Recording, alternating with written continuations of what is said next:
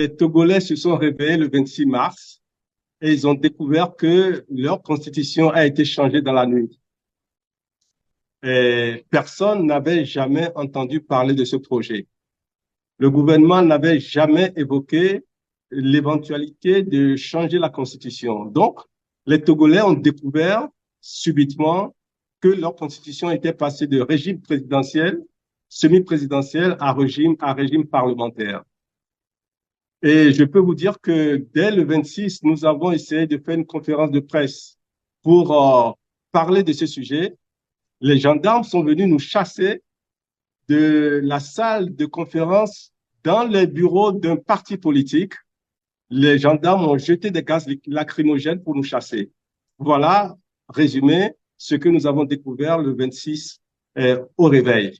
Et les gens n'allaient pas accepter que cela se passe comme ça, surtout que les parlementaires avaient déjà terminé leur mandat depuis plusieurs mois et ils étaient maintenus en place en attendant l'organisation des élections. Et ces élections étaient repoussées sans aucune raison. Donc, le pouvoir avait ce projet en confidentialité et ils l'ont traité sans informer la population. Que nous saisissons les autorités judiciaires de notre pays pour dénoncer, pour porter plainte contre cette décision du gouvernement. Et nous saisissons également la Cour de justice de la CEDEAO pour que les instances de la CEDEAO se penchent sur ce coup d'État constitutionnel.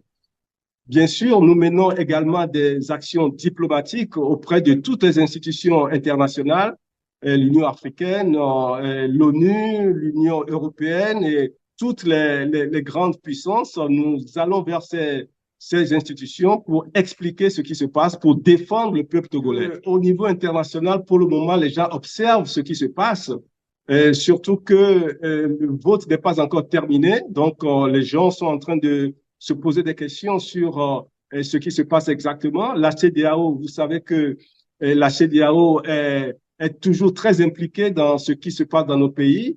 Oui, on peut se poser la question de savoir pourquoi la CEDEAO n'a pas encore exprimé sa position sur ce sujet. C'est pour ça qu'on les a interpellés. On parle avec eux avec beaucoup d'intensité. Pas plus tard que hier, nous avons rencontré l'ambassadeur de la CEDEAO au Togo pour exprimer notre inquiétude par rapport à leur silence. Au niveau interne, nous avons commencé à organiser la population pour des manifestations. Aujourd'hui, nous avions prévu, mais ça a été interdit. Et donc, nous sommes en train de nous réorganiser pour que la population puisse manifester malgré les interdictions et cela compte tenu de la capacité de répression des services de sécurité. Eh bien, nous devons prendre des dispositions pour ne pas trop exposer la population. L'histoire du Togo, avec ce régime qui est en place depuis 57 ans quand même, le Togo a connu beaucoup de répression. Vous savez, quand le chef de l'État actuel est arrivé au pouvoir, il y a eu plus de 1000 morts au Togo. Et au moment où il prenait la succession de son père, après le coup d'État.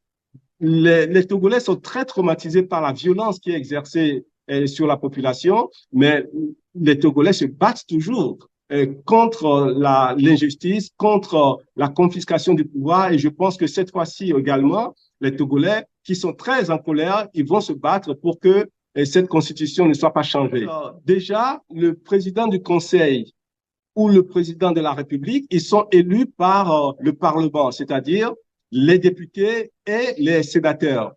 Mais déjà, les sénateurs, 30% des sénateurs sont nommés par le président de la République. 30% des sénateurs sont nommés par le président de la République. Ça veut dire qu'il a déjà une réserve de voix qui lui garantit d'être nommé. Ça, c'est la première chose. La deuxième chose, c'est que, en réalité, le chef de l'État ne voulait plus se présenter comme candidat à l'élection présidentielle parce que ça lui ferait un 5e mandat et tout le monde va se poser la question, pourquoi un 5e mandat alors que dans la sous-région, on ne parle que de 2 mandats?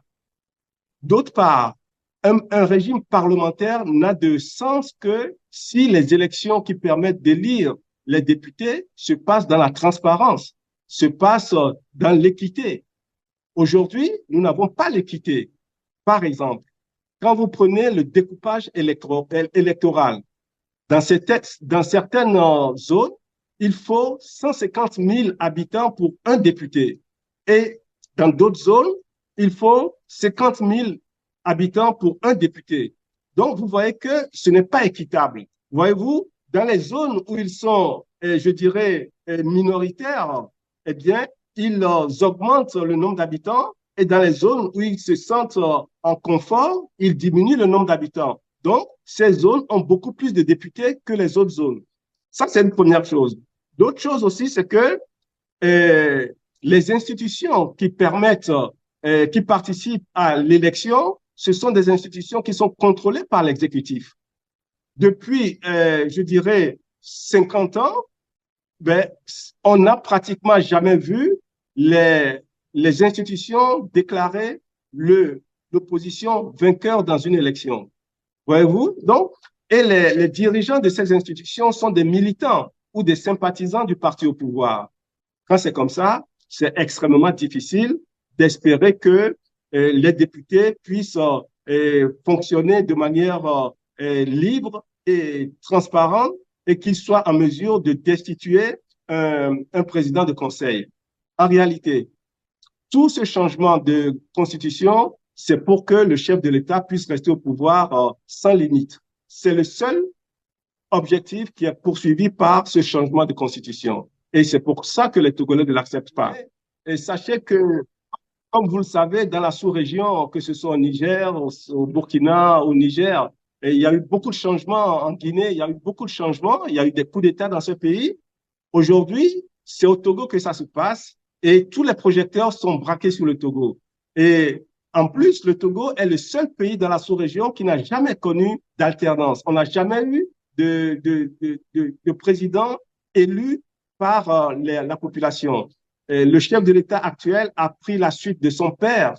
Et son père avait passé 38 ans au pouvoir et lui, aujourd'hui, il fait déjà 19 ans au pouvoir. Donc, c'est une dynastie. Nous ne sommes plus dans une république. Voilà pourquoi les Togolais sont en colère.